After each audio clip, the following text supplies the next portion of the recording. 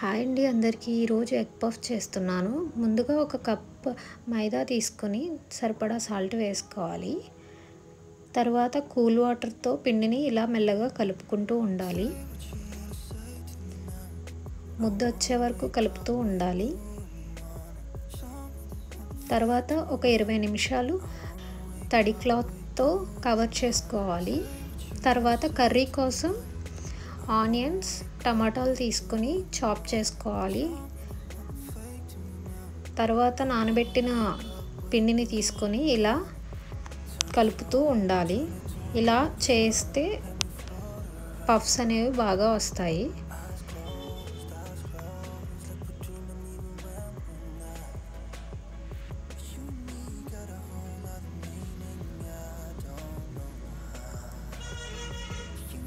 ఇలా ముద్దలుగా కలుపుకొని సైడ్కి ఉంచుకోవాలి.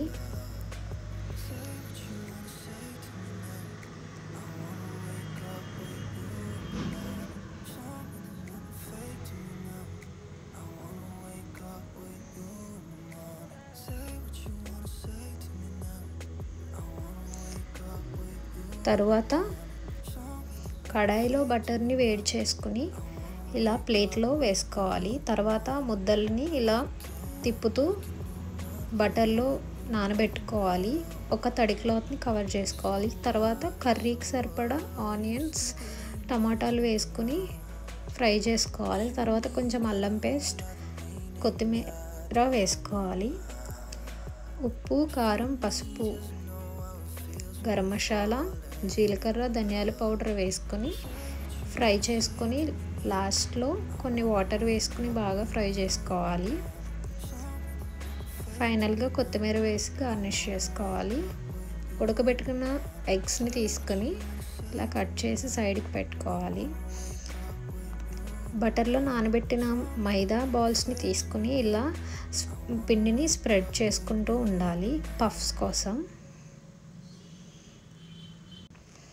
పల్చగా చేసుకోవాలి ఇలాగా. తర్వాత పఫ్ ఫోల్డింగ్ చేసుకొని కర్రీ స్టఫ్ ఎగ్ పెట్టుకుని పఫ్ ఫోల్డింగ్ చేయాలి. ఇలా అన్ని పఫ్స్ రెడీ చేసి పెట్టుకున్న తర్వాత